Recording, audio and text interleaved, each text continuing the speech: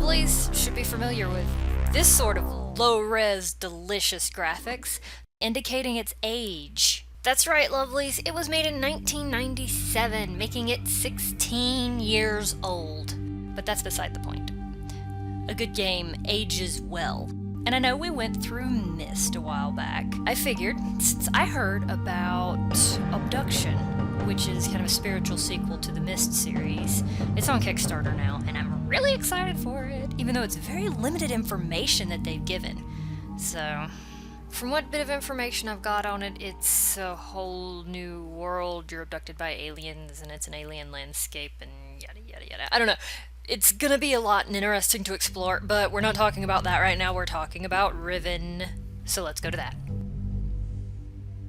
Thank God you've returned. I need your help.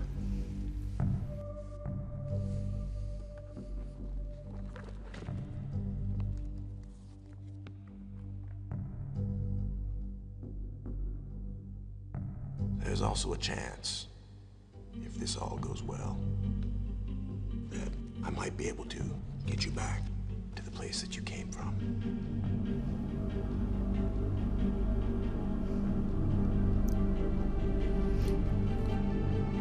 So as you can see, Riven, direct sequel, gives you a little bit more story. It kind of builds on what you got from Myst, and then dumps you right in with very much a Myst feel.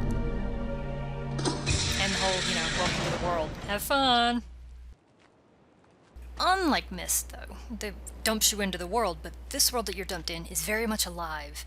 It's full of people. There's things going on. You are not the only one affecting everything in the game.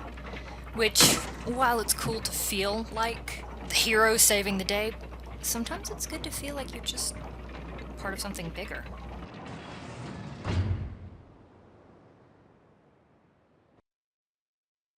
Like Myst before it, it is mouse interface, point and click, no keyboard, which makes it pretty intuitive to get around. I mean, it's comfortable and nice.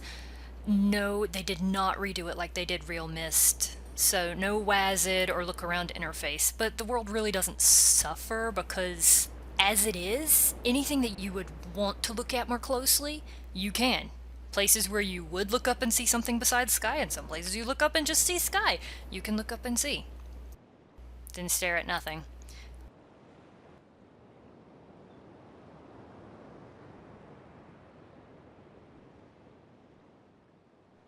Also, with the way it does and lets you go around, it doesn't feel like the world's on rails.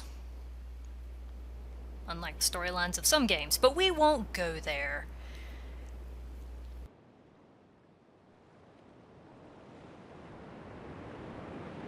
As you go around, you also feel the amount of work they put in to the ambient sounds and the music. They both mesh together beautifully to build the ambience of the world.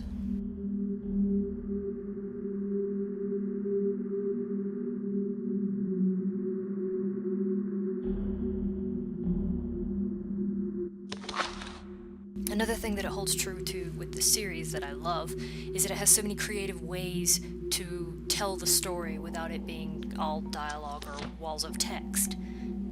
Like these guys.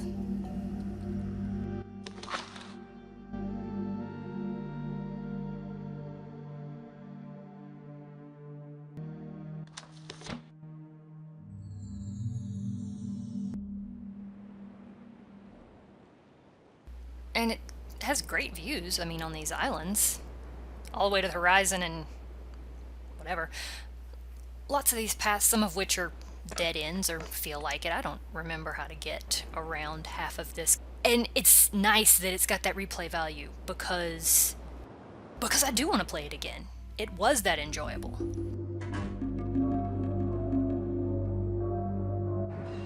Another thing about the world, I mean, yes, you've got the great views, the islands and all of that, but you've got this juxtaposition of the island tribal, and then you've got these machines, which they feel steampunk. They really feel steampunk. They feel like they've been hodgepodge together, and, well, I don't know, you look at them and it's just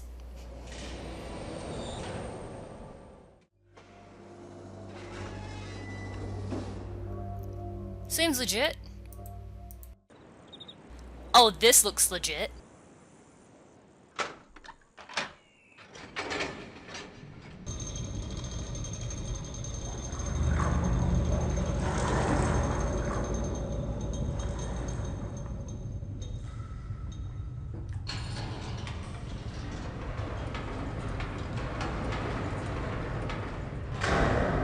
Seems legit.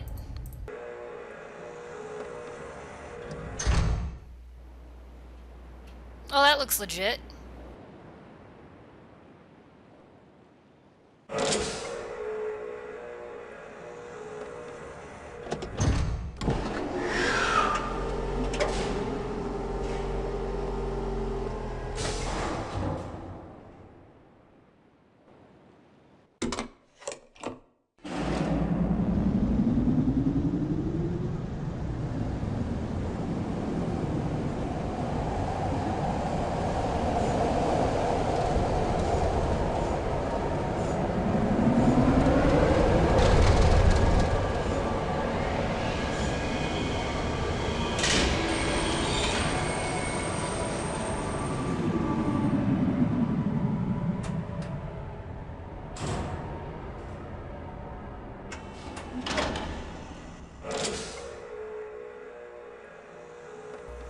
And yeah. And to kind of complement that, you do have these interesting underground areas to explore and look at and check out and see what you can find and see what puzzles you can find in there. But you get to wondering, and then you get the contrast of the jungle, the town, the tribal feel, the tribal aspect, really. The more human aspect, I guess I should say.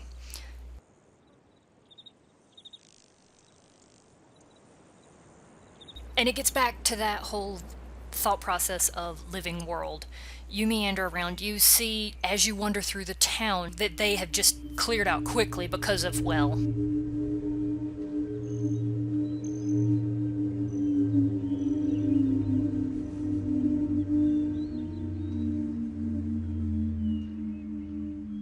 and then even beyond that, you can make some inferences about the culture if you want to read into it, just looking at the different styles of their art.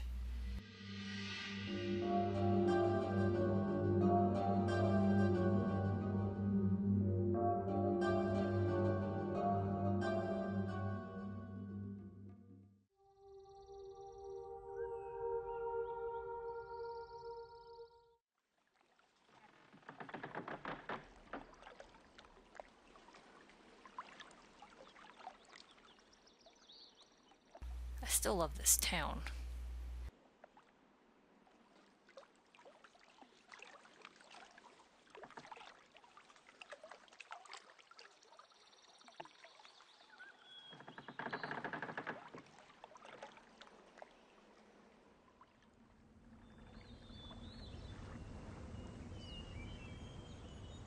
Jeez, don't get lost or anything. You know, some people pull in the welcome mat. They pull in the whole access to the front door. Jeez, that's skilled. Good job. Thanks a lot. Will you let me in? That's a... No, you won't. You're a jerk.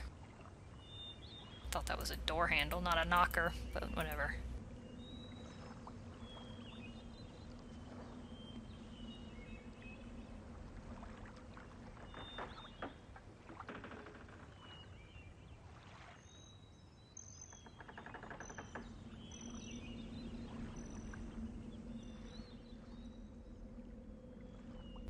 But either way, the steampunk and the human aspect, they come together really well to make a very engaging world that you want to explore. You want to save, basically.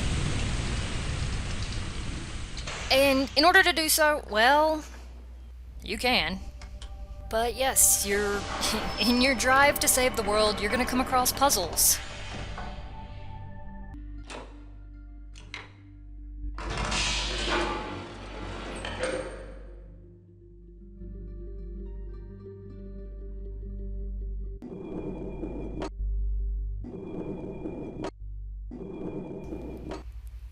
and puzzles.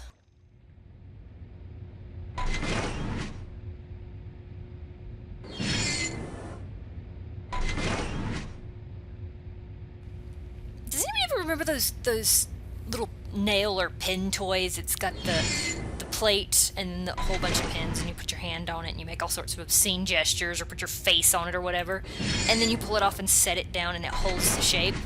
That's what this reminds me of. Anyway, what were we saying? Oh yeah! And more puzzles. There's this thing. What is this thing? Rumbly noises. Levers to pull. Let's pull levers. Let's slip that one back. Yes. No, over. Nope, you don't go over that way. Well, we'll just leave you where you are and figure out what that even does. I don't know. I pull levers. Things happen. I don't know what it is.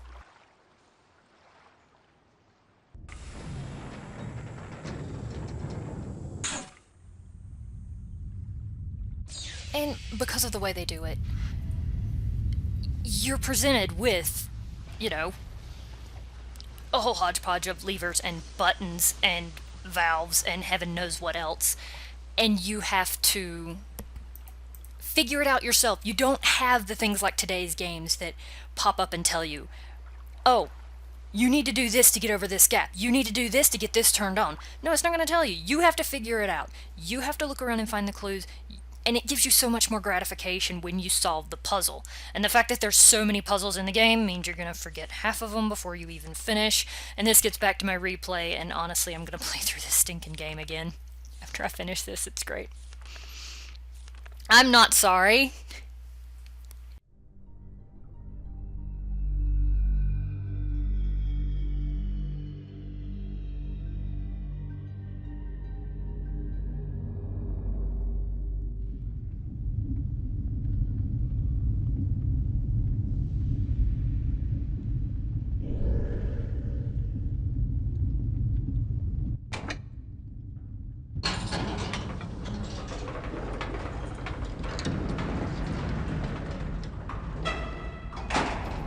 Also, while I'm walking around being lost, this was in a nice big cyan pack on Steam.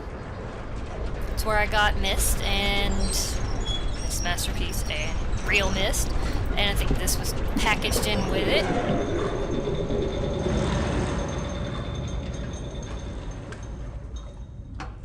So the game is still available, and mercifully, this one does not have the same level of complication and compatibility modes to deal with. I just fired it up, and it's been behaving quite nicely.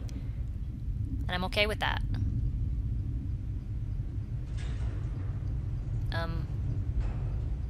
Oh, there it goes.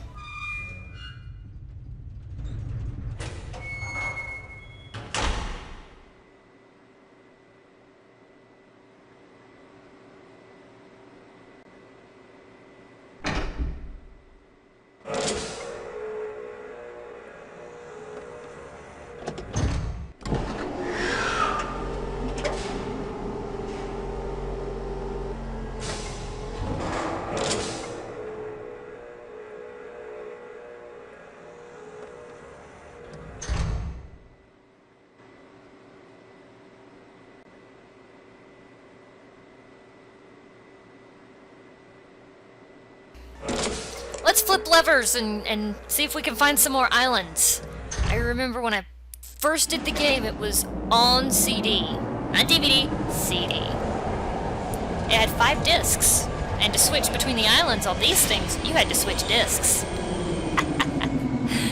Oh, the times they're changing.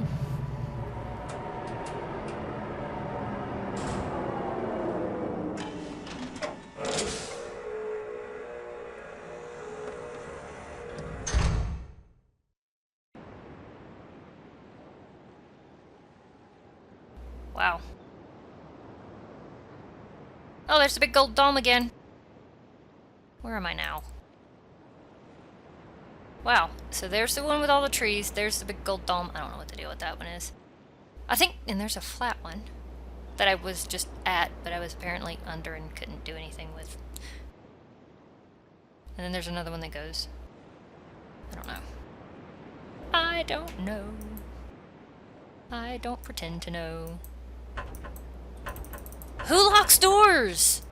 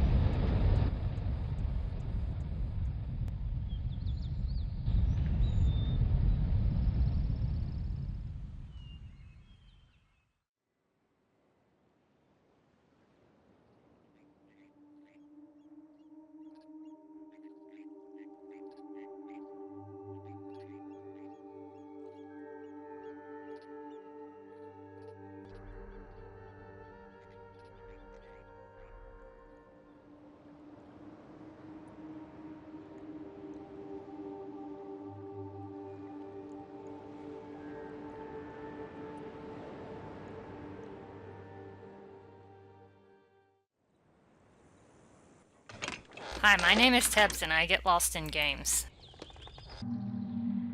You gotta be willing to climb around some. Because no game is complete without ventilation shaft travel. Which brings us to a lovely decorated place. Nicely warmed and everything. And a call button. Ah, call buttons.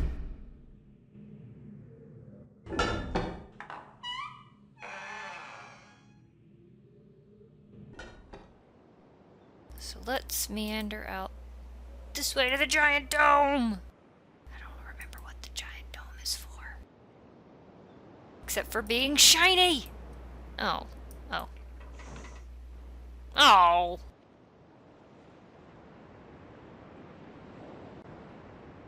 Oh, I've been robbed. How do I get over there? I don't know. $1,000,000 question. How do I get over there? Apparently the thing comes in from the tree island. There's a lot of mental mapping going on in this game. All that fiddling around to get over here and then I can't get anywhere. Ugh. Let's backtrack. I won't complain too hard. I do love this game. It gives me lots of feelings of yay when I finally figure it out. Let's go out this door. I don't know where this door goes. Well, obviously I didn't come in this door, but whatever. Oh wait! Is this where I came in and the door was locked? Yes it is! Hope it didn't lock behind me. Dude, dude, dude, dude.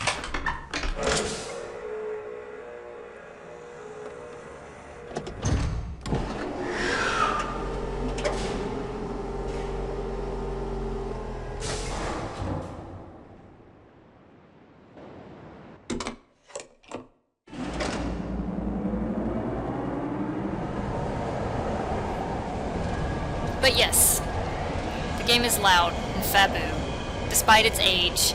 It's seriously a puzzler. I mean, I've played it and beat it at least a couple times, and you see me flailing around here like I have no idea what's going on. Because yes, it's been that long since I've played, so it's not like the puzzles completely stick. There's enough of them in the game that it still retains a bit of come back and play for the nostalgia, which is actually quite enjoyable. So, that being said, look at the water, look at the islands. Yes, it's all pre-rendered, but it's lovely, and I enjoy it. If you guys want to give it a go, like I said, you can find it on Steam. Also, if you like the feel of this, the look of this, the way these games play, they do have a spiritual sequel coming out. Look into it, see what you can find. It's up on Kickstarter. I'll link on that and its website and about it, and we'll see what else Cyan's gonna make. I mean, I'm really curious. Till next time, y'all take it easy.